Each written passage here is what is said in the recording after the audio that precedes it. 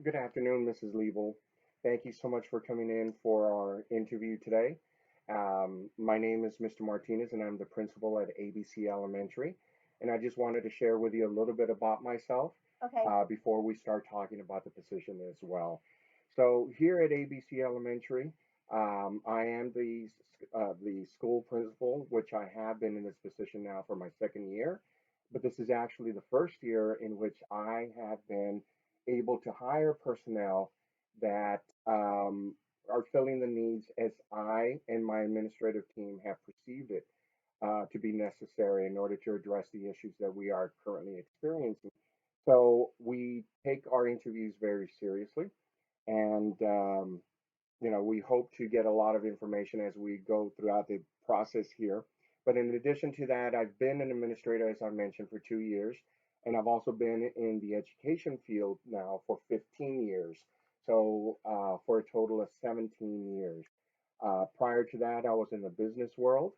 So, and I traveled quite a bit in the past, doing sales for a transportation company, eventually becoming a terminal manager for a major international trucking company as well. So that's just a little bit about myself. And now I would greatly appreciate you if you can please present yourself and tell me a little bit about yourself as well. Okay. So I've been a teacher for 14 years now, and all in Sci-Fair ISD. And this is oops, sorry. No, that's fine. I'm sorry. So I've worked at XYZ Elementary for 10 years and DEF Elementary for 4 years. So, and then a little bit about my personal life. I'm married and I have a Great Dane, and we love to travel. And we don't have any real children, and that's the reason why I'm a teacher because I love children. So I love to love on other people's children. Oh, that's great to hear, especially because with our size campus, for example, we're one of the top six elementary schools as far as population is concerned. So, as a matter of fact, we are over 1,100 students here at our campus. So, there's going to be plenty of opportunity for you to have or build relationships with children here on campus. So, thank you so much for sharing with that. And you mentioned that it was a Great Dane that you have. I do. I have a Great Dane. Her name is Abby, and she's just under two. Yeah, I'm a dog lover myself, and we actually have two dogs, both of them rescues, as a matter of fact. And one is a straight poodle, 100% poodle, and the other one is a cockapoo, so it's a poodle mix.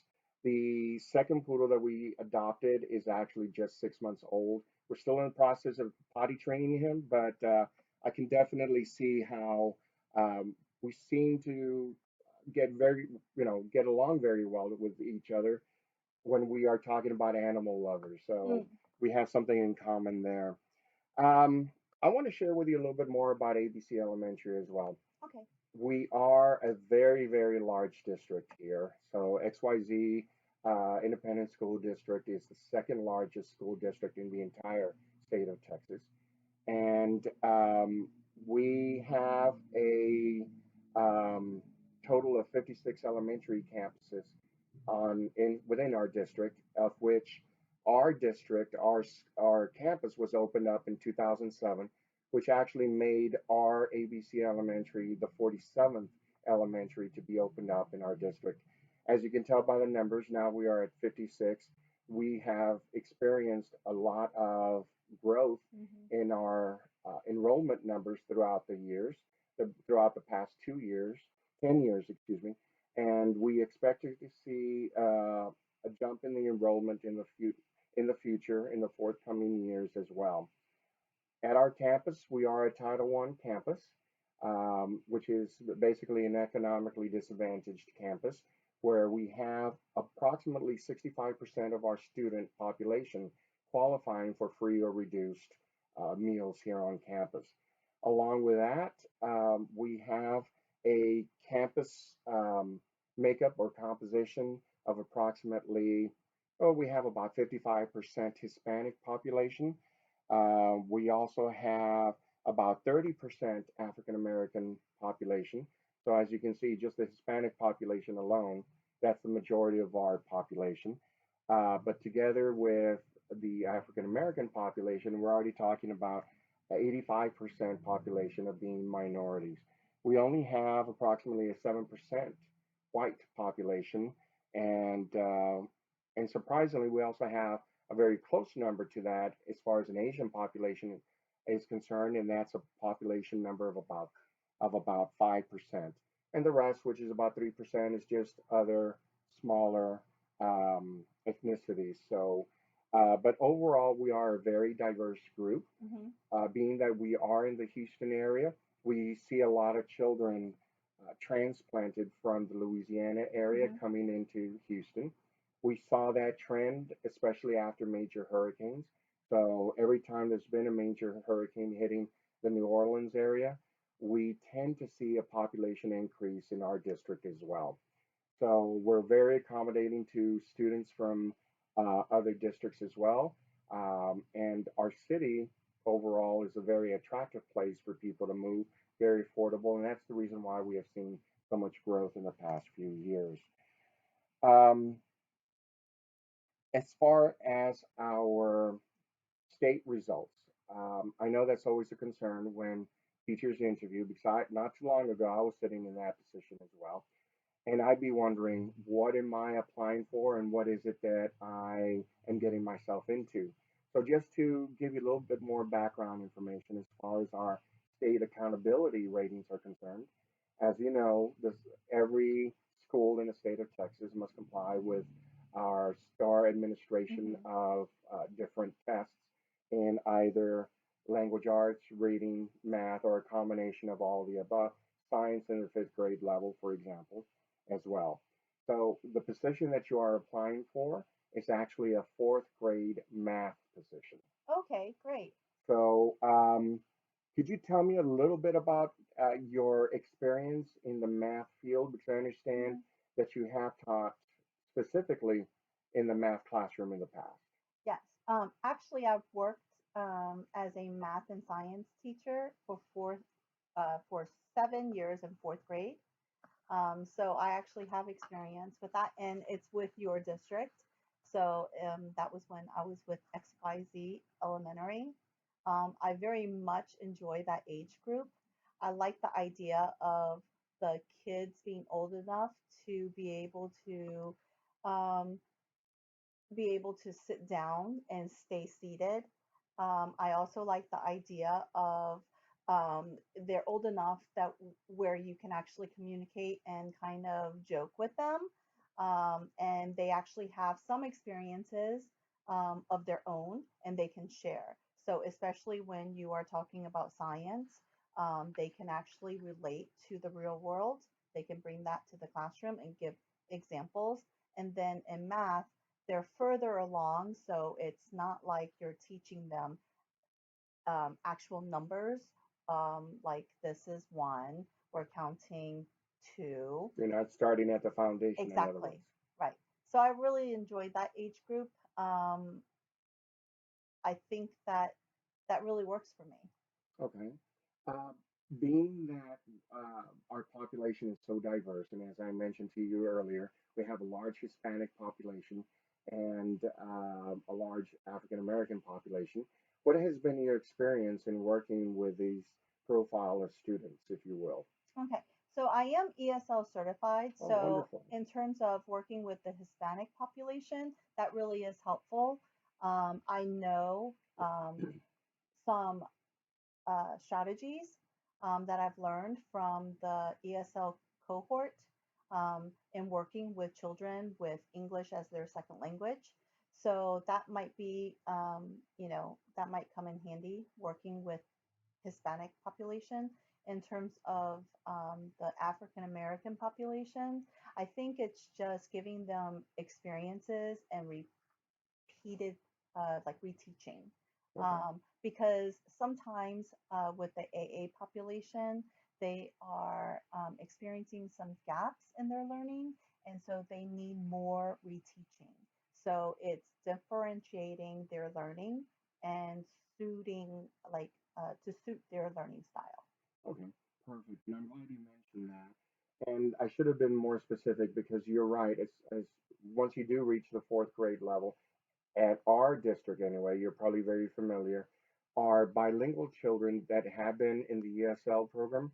Usually, by the time they reach fourth grade, a lot of those children who have had the best opportunities to have exited the program have already done so. Mhm. So, realistically speaking, and I'm a person that likes to be very realistic Mhm. with what you will be encountering should you be offered this position in the future, Mhm. and of course, if you're interested, would be that by the time they do reach fourth grade, especially the classroom that I'm looking to put you in, you're probably going to have a high population of Hispanic children with high needs Mhm. of reteach or of gaps. In other words, there's going to be learning gaps associated with their past learning history. How do you feel about something like that? Oh, I look forward to it because I personally like teaching in small groups. So in small groups, you're able to really see what the children know and what they are doing, and you're able to actually help them immediately, as opposed to in a classroom. Um, if you are not close to the kids, you can't see what the kids are doing. So having a small group around you, you can actually see what they're doing and how they're working out a problem so you can actually fix it um, faster, as opposed to you're here, but a child is not close to you in proximity and you can't actually see what they're doing.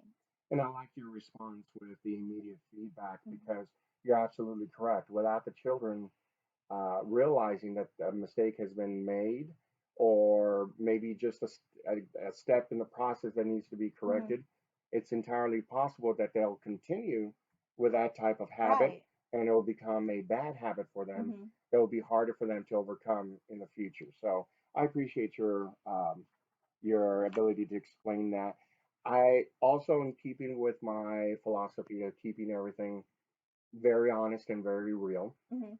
I started to mention, and I think I cut myself off here, our accountability rating as far as the state of Texas or the TEA is concerned for this past year. ABC Elementary did receive an overall rating of an 85 Mhm. or a standard of a B or letter grade being a B. And the one area, however, that I would love to see an improvement in is in the student achievement uh, component, which is where we currently stand at a C level. Mhm. In other words, we are at about a 77%. Basically, what is holding us back from achieving a B is our math curriculum. Or I shouldn't say curriculum, it's our math uh, Test content scores. area Mhm. and the test scores. There you go. So obviously, we need to be very strategic in filling the right teaching position, the right candidate in the Mhm. right classroom in order to be able to address those needs and be able to turn things around. So, um, and of course, with all your background experience in math, we, we were very interested in being able to interview you. So I do have a few more questions for you. Okay.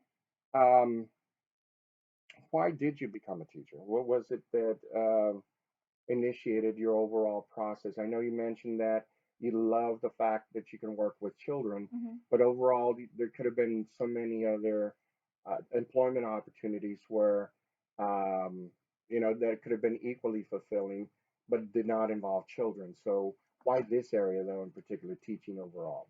So when I was a child, and I'm also an ESL student.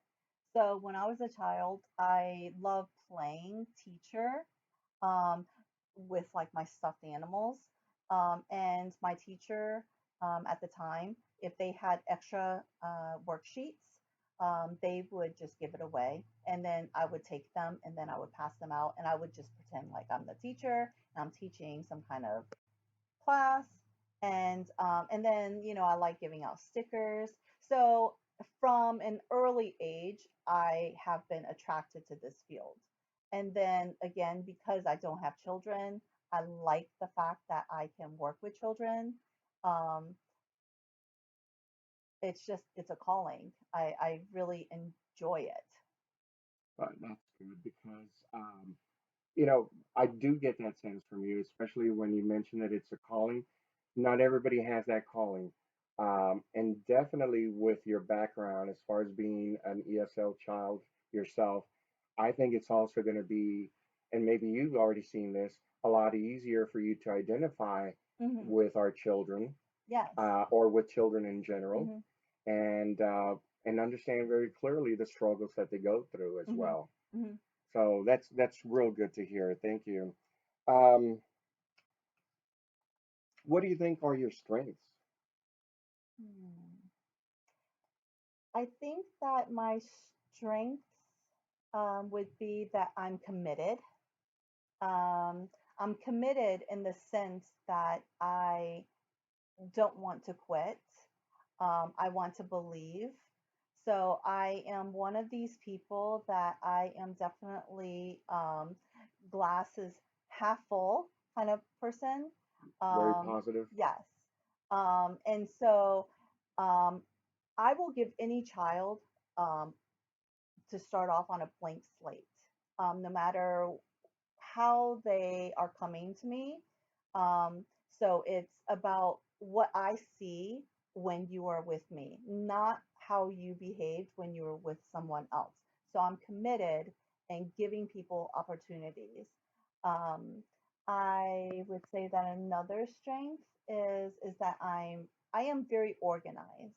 I pay attention to little details. I like to be prepared. So that's a strength. Yep, that's a perfect answer as well. Obviously, as a teacher, being organized and prepared is one of those main qualities that we look for. Mhm.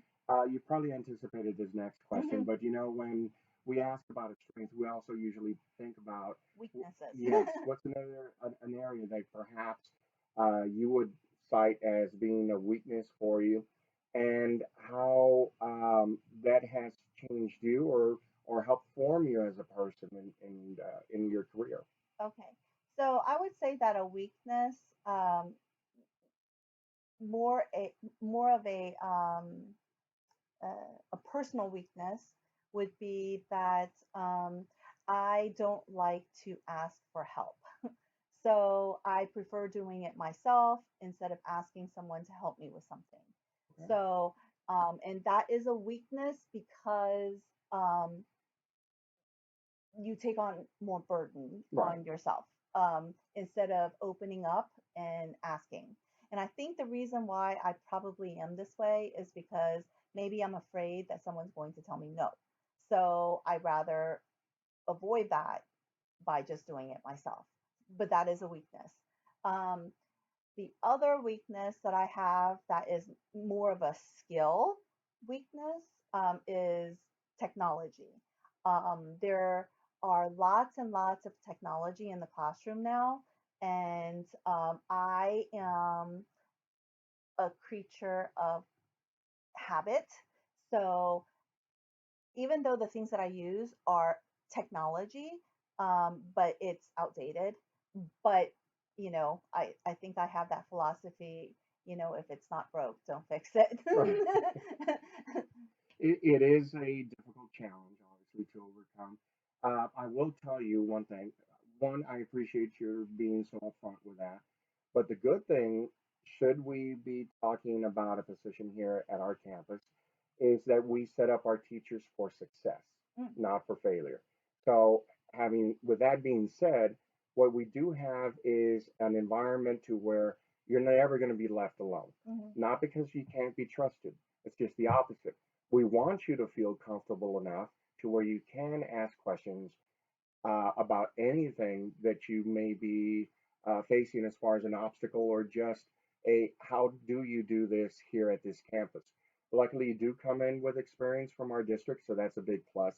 But every campus has a different culture, a different mhm, set of procedures, and obviously, we are going to be different from any campus that you probably have worked at in the past. mhm. But that's the reason why we will have a mentor set up for you Oh, at the grade level to where you can feel comfortable and free enough to be and to easily access that person to ask what else, what can I do, or where can I get this information. And what we try to do is set up those mentors at the same grade level, and not only that, the same content area. So we will try to match you up with someone that is in fourth grade and another experienced math teacher. Oh, that's That great. way, it's a twofer, if Hmm. you will. You not only will have the mentorship as far as school procedures are concerned, but at the same time have that insight from the standpoint of the content that you would be teaching, math in this case. The other thing is that we are very fortunate as a district that our district has been very proactive in reacting to our population growth. And in so doing, they have been very strategic in their planning as far as finances are concerned. With all of this projected increase in enrollment throughout the next 10 years, um, our district has identified a need for more brick and mortar schools in addition to improving our security procedures at every campus and infrastructure as well, in addition to improving our technology capability and the services that we provide within that technology department as well. So, having said this, it's very interesting that you mentioned it. We are all in a position where we are learning. Our campus just, I believe, was just 3 years ago that from our previous bond money that was approved, we actually got the funding to come in, rolled out as far as all our light speed equipment. So in every classroom now, you will have your personal um, speaker and a microphone that you can use in order to address your classroom, in addition to Promethean boards and a new teacher tool that is your personal laptop that you can use on campus and at home as well. It's district owned, of course, but you have that flexibility of taking it home with you so that should you decide to continue to work at home, you also don't have to worry about is your personal computer or Hmm. programs going to be compatible with the district's computer programs. You can continue using the same tool as an example. In addition to all of that, we offer lots of technology training courses. Obviously, during the summer, that's when we're going to have a multitude of technology classes available. But during the school year, if we introduce a new program or if it's a new education program, for instance, I believe we spoke to our teachers last year about um, bringing in a new math program called Education Galaxy on campus, and we have purchased that subscription, even though it's technology, but not in the perhaps in the form you were talking about with, you Hmm. know, the tools or the Right. products itself, but just an application that can be used in the classroom. That in itself is going to be a new experience for not just you, but all teachers as well.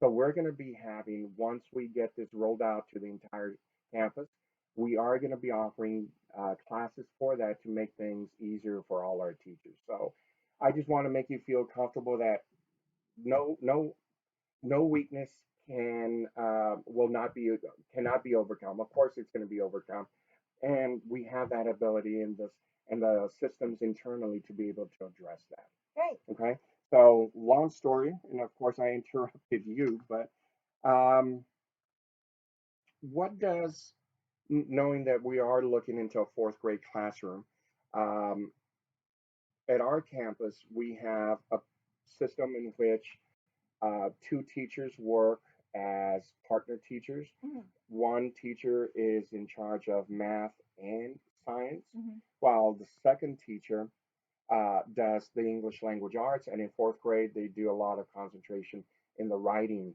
part as well. Hmm. So that's what we refer to as two teachers being partner teachers. And Okay. halfway through the day, they go ahead and switch classrooms. So in other words, instead of being self-contained where you would see the same kids Hmm. all day long and you would have a class of maybe 24, 25 students, you'll actually be having, excuse me, you'll be having two classes, one your personal homeroom and one your switch class of about the same number of students in which you will be teaching math and science to both of them. Okay. So, have with that in mind, I am gonna ask you, what would a normal instructional day, of course, with your experience, what would a normal instructional day look like in your classroom? And then specifically looking for maybe your personal teaching style, how what things you can bring to the classroom that can be incorporated, but yet bring out the best in the kids as well. Okay. So, whether it's math or science, before I do a lesson, I always want to do some kind of little, like a little focus activity. Um, Maybe it is talking about something personally that happened to me about the whatever it is that we're talking about. Um, like, for example, maybe we're talking about multiplication and we're introducing a new multiplication um, topic. So I might want to talk to them about how I went shopping over the weekend and I bought three shirts and they all cost the same amount. Let's say that they all cost $15. And so instead of saying $15 plus $15 plus $15, which is something that they know from third grade, um, how else can I solve this problem? So I would always want to try to bring in something that they know already from the previous year and then connect it to the new part, which what I'm trying to get them to say is you have three groups of 15, that's three times 15. So this is something that they should know that they're bringing in from third grade. And then I can take that and move on to the fourth grade lesson. Okay. So I would start with some kind of little story, and then I would go into a mini lesson. So I know from the district we have teacher notes, and it kind of spells out how they want us to teach the lesson. So I would mostly follow that to a T Okay. with some adjustments based on my actual class. Right, Um, on whatever mhm, needs exactly. you've identified. Right. Well, I'm very interested in the fact that you mentioned that you apparently are vertical alignment as Hmm. far as the skills are concerned, whether Hmm. it be math or science. Hmm. Could you tell me how you are so familiar? And I'm glad you are, like I mentioned before. But to what extent is your vertical alignment of the teeth? Are you familiar with? Oh, well, when I worked at XYZ Elementary, we participate in coaching from Garland, um, and she teaches us about what the grade level above us and what the grade level below us know. And so that kind of gives me an idea of where the kids coming to me know and what the teachers above me are expecting the kids that I'm giving them should know at the Okay. end of the year. So that's where I'm getting it Okay, so no surprises. Do you know how they should be prepared or what they should come in prepared with, from. and it can build off of that. That's wonderful to hear. I'm glad you have. How many training hours would you say that you have had with this person? Is she a math curriculum coach apparently? She Garland? is a coach that is, uh, she's actually a consultant, Okay, but she's a consultant that the district has hired. And over the summer, I have taken 24 hours with her. okay. Mhm. Wow, that is quite a bit. And is this an ongoing process? It's not one summer and done. It's an ongoing. As long as the school is paying for services, I attend. Okay, perfect. Mhm. I guess that leads perfectly into another question that I have here. How would you help that struggling student in your content area? Or maybe a scenario where you have multiple struggling students? Hmm. I think it depends on what the cause of their struggle is. Like if it is related to, um, well, you said that it's content related, right? Correct. Okay, so then that tells me that they have some kind of gap. So if they are not understanding something that I'm teaching in fourth grade, then it must be because some kind of variation of what I'm teaching now, they did not quite get when they were in third grade. So I would look into their cume folder to see how did they perform the grade before and also the grade before. Like what kind of grades did this child get? And we can get Okay. that from iExplore. Um, So I would probably start there. And then in terms of helping, um, obviously, if they don't get the content that I'm teaching in fourth grade, I would have to start with what they do know and build from there. I can't teach someone how to multiply if they don't even know how to add. So I would have to start with what they know. Um, so with multiplication, if they don't know how to do it the fourth grade way, I need to remind them, okay, so earlier on, multiplication, repeated addition is multiplication. So if they can't do it, multiplying using the times, then I need to find another way for them Right. to be able to solve the problem. In which case, it would be with pictorial models, with repeated addition. If they need something that is hands on besides just pictures, Right. then I would have to bring out some manipulatives for them to actually use so that they can actually add. Okay. Perfect. And I know earlier in our conversation I mentioned to you that we have a partner setup between partner teacher setup, Mm, excuse me, in the classroom, in which case you would be handling two math science classes and another teacher would be handling two language arts classes mhm, and two writing classes as well.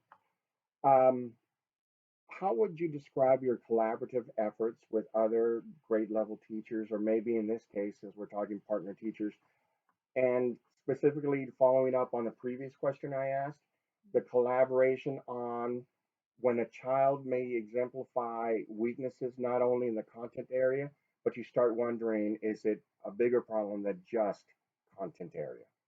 mhm. Does that make sense? Yes. So I think I would start by talking to my partner teacher and asking what is their reading level. So I would start Okay. there. And then I would ask, you know, what kind of grades are they making? And what what what was their IRL at the end of last school year?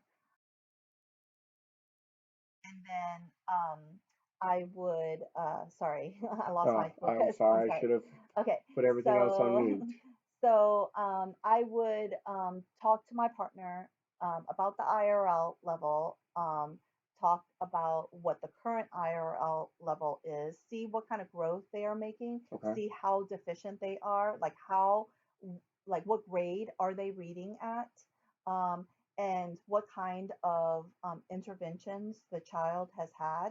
Okay. Um, and then if they've been receiving intervention and they don't have a good response to the intervention, then at some point we need to look at, getting tested. Okay. Like, is there a learning like deficit in some way? Like, do they have a disability in learning? So yeah, but Okay. first I need to look at reading level, what kind of intervention, how have they responded to intervention, and then after all that, then it would be testing. Okay. And I don't want to put any words in your mouth or Mm. anything like that, but why would you, and I think I know where you're going to go with this, but why would you look at the reading levels? How would that help you as a math teacher, in other words? Okay, so if they don't know what they're reading, then they don't understand what to do. So it's So basically the foundation. yes, so there are some students that I have. They may not be able to read, but they are very, very high in math. Why? Because they have very good number sense. Okay, but this is like the exception to the rule. Okay. Okay, so even though they don't really understand what they're reading, but because they see numbers and they have a very strong number sense, they're able to manipulate the numbers to figure out where they're going with the story. However, the older you get, the more complicated the stories are. Eventually, even though they have good number sense, if they don't have that reading background, if they can't read, they don't understand what is being asked, even with good number sense, they're going to miss it because they're not going to know what to do with all the numbers. Perfect. Thank you. You answered my question completely. Mhm, And I didn't even expect that last part because it does make sense where students may have that number sensibility mhm, early on, but at some point that's not enough to There's going have to be a them. disconnect. Yes. Right.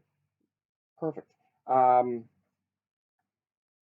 Earlier in your conversation, you started talking about sharing a little bit about yourself with your kids, as far as maybe a like not a mini lesson, but I think it was just an opportunity to share Oh yeah. something personal Mhm. with the kids at the same time. Um, how would you describe your skills as far as building relationships with parents, and of course, most importantly, with the children themselves, Mhm. or Um, any of the importance of that to you anyway? right. I think that with parents, it's easy to build relationship with parents if they know that you care about their children. Okay. Because at the end of the day, I think that's all they care about. They want to make sure that the people who are spending the most time with their kids actually care about their kids. Right.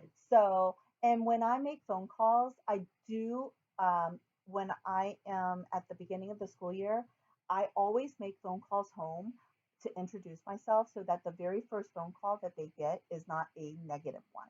So I always start that. And that way, the next time they get a Good phone call thinking. from me, um, if it's a negative one, at least I didn't start off on the wrong foot with them. So Right. I do always do that.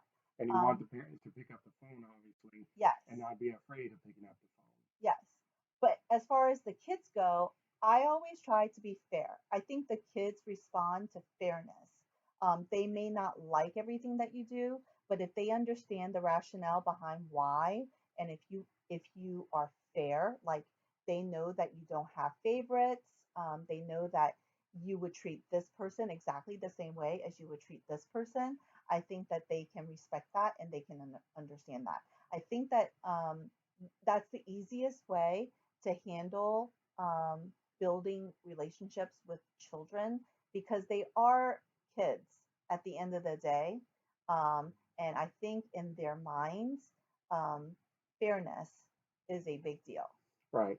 And you're dealing with a particular age group where they want to feel as if they're not a Hmm. baby Hmm. anymore, and they want to be that older kid. So they're in that transition or that flux, Hmm. but at the same time, they're neither a baby nor Hmm. ready for middle school. Hmm. They still need that personal attention from their teacher to be able to help them to guide them Hmm. through these formative years, the last 2 years in the elementary Hmm. level. So good answer. Um, do have a couple more questions for you. Um, can you share with me any success story that you may have had with a student, or something that has really stuck with you throughout your years of experience? I can. So this is my first year teaching. My very first year teaching, my homeroom was the GT homeroom. My switch class was the ESL class. So I had a student, a group of students really, in the ESL class. They came up the grades together. They were in second grade together. They all failed second grade together, but they all moved up since then. Like, so they were in second grade together twice. Then they Okay. were in third grade. Then I had them in fourth grade. Okay. And I'm sure before second grade, because they were bilingual students at that time, they were all together. So I'm sure they've been together since kindergarten. There was one leader in that group, and his name is Brandon. And Brandon was a very smart kid. He was definitely a leader, but he was always in trouble. And he can cause the other kids to do bad things, choose bad choices. So on the very first day of school, he decided to get all the kids, his little group of 5 kids, to test me and basically shouting out random things that did not make sense, me to get in line. They pretended like they didn't understand what getting in line meant. Sit down, crisscross applesauce. They didn't know how to do that. Just basically gave me a hard time, and laugh and giggle about it because it was just so funny that I couldn't get them to do these very simple things. And this was the first day of school. So so Early when on, I, tested. yes, first year teacher, first day of school. So when I went home, I cried because I was so stressed because I knew that the cause was Brandon, that the other kids would not be so bad if it wasn't him, like getting them to do it. Like I Right. can actually see him trying to get them to do it. He's whispering to them, he's egging them on. So I knew that I needed to come up with a plan. So I decided that I had to basically get Brandon on my side. And if I had Brandon on my side, the other ones would behave too because they looked up to Brandon. They fall And in line. yes, and the most difficult thing about that was Brandon was actually a high student. He was an ESL student, but he was actually very high in math. So um, even though he was cutting up, he still made great grades. But the problem was all of his friends, they were extremely low. And so they were not making good grades. And so it made me upset because he is clowning around and yet he is still making good grades, but he's causing all these other students to make bad grades because Right. they're wasting their time clowning around. So long story short, I did build a relationship with Brandon. It took very small steps. First it was just pulling him out, talking to him, explaining to him that, what he's doing is not right and that he is a leader and he needs to choose better ways to Correct. lead. Um, and I never ever like belittled him. And I just talked to him as calmly as I could, even though inside I was very upset. Um, and uh, I I did give him consequences. I did write everything up. And he was sent to DMC, which is your school's ISS. Um, but I decided that in the lesson he is used to, like, this isn't the first year that he started to do this. He Right. did this year after year, so he's used to just shouting out, just random things, shouting out whenever he wanted to. So I kept him close to me, and all I had to do was just touch him, and I would just give him a little touch whenever he did something wrong. So I didn't have to say anything to him anymore, but he knew that the little touch was a reminder, like, you need to stop, like, I want you to stop. So it took a long time. So remember, this started the first day of school.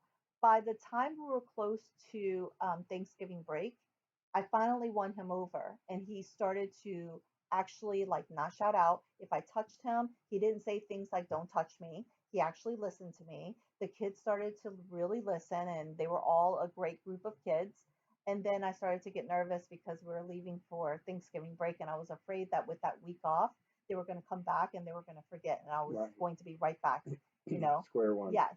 But thankfully it didn't happen like that. So for the rest of the year, I mean, we did have problems with Brandon, but Brandon was respectful. He tried his best to not shout out and, throw things and the disruptions that he would cause. He Right. did try, but when he didn't, I wrote him up. Um, but at that school, at XYZ Elementary School, we were required, if we wrote up a student, we were required to go and visit that student during the day during our planning time, Hmm. um, just to kind That's a of good approach. meet up with them, and so that when the student comes back to your class, there aren't any hard feelings. Right. Yeah. Well, I'm glad you said so much that describes a lot about your personal philosophy. Um, you've hit on a lot of things of the qualities that I'm looking for in a teacher, and I just want to give you a heads up as far as the entire process that we're looking at here. Hmm. Um, since you have worked with our district in the past, you are familiar with the fact that principals do not hire outright an employee. We do not give you the extension of a contract offer in person or Okay. even by Hmm. phone. What we do instead as a district, we are only allowed to recommend you for hire. And with your permission, I'm very excited to say that I would love to extend to you the invitation to hire on to our district, to our campus anyway, as well. So I am going to be recommending you for hire to our campus. But the other thing, before you answer, or of course, if you want to take some time to think about it as well, that's certainly perfect. But I do want to share a few more things about our campus and our administrative expectations as well here Okay. at ABC Elementary. One of the things that you mentioned throughout several periods of your discussion during your interview is that you believe in establishing relationships. We also believe that that is not negotiable at our campus. Um, Building that relationships with the parents and most importantly with the children and even other teaching professionals is the way that we are going to be able to reach as many of our kids as possible. Hmm. um, so that is going to be something that we're going to be expecting more of. Similarly, we are going to be expecting that that could be done during through the use of um, maybe the Remind system, Remind 101. You could also be required. You are going to be required to make phone calls and phone contact. So all of these things are going to be expectations that we're going to be having um, should you accept our offer. We do expect that our grade level and content teams work together so that we can provide the best opportunities for the best instruction for our children. Hmm. I don't think any teacher has every single answer for everything. Instead, I think by tapping into all the strengths of our individual teachers, that's when we become even stronger. It's similar to a rope. We don't have one single strand of rope. We have multiple strands of rope that are intertwined, and between all of those fragile uh, lines of rope, and because they're so intertwined and work so well together, what you have is a very strong rope at the very end. That's what I equate our teacher relationships to be as well. We also have a well, I was mentioning the communication with parents. We do have a daily communication card that will go out to the parents daily so they can be kept informed of the things that are going on in campus. We expect the phone calls, emails, and even classroom newsletters, which Hmm. would involve content areas as far as the academic areas, what we're going to be preparing the kids for in the next week, next month. We do have data digs because we are very interested in keeping track of our students Hmm. and their scores. We don't want to be a reactionary, we don't want to have a reactionary approach to trying to solve problems.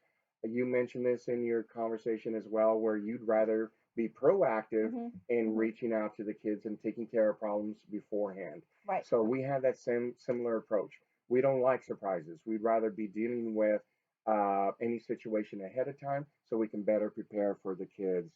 Um, we do have weekly meetings with a content instructional specialist. So we have one content instructional specialist that will be helping out in math and science, and you'll be expected to meet with that person 2 times a week, Okay. once for the math content and once with the science content. And during that time, that's when you will also have a designated time to meet with your partner content teachers, uh, and to be able to come up with some plans or approaches. And of course, that's the minimum expectation. Right. You're fine. But that's also just, a minimum expectation, but we encourage that to happen frequently because the more opportunities you have to interact, the better you will, the better results that you will see in the classroom. We do host a lot of after school events and sometimes even Fridays. Tuesdays is really our day that we have a lot of parent events. So there's going to be frequent Tuesday evenings that you'll be working late and we here at ABC Elementary, we also demonstrate grit. We want the kids and encourage the kids to have a growth mindset, to be respectful, to show integrity, and to be tenacious as well. So, Miss Liebel, please take some time and think about this. We'd love to have you on board, and I hope you are as excited as we are. I'll take it. Oh, thank you so much. I would love to be here. Thank you, Ms. Liebel. Thanks for everything.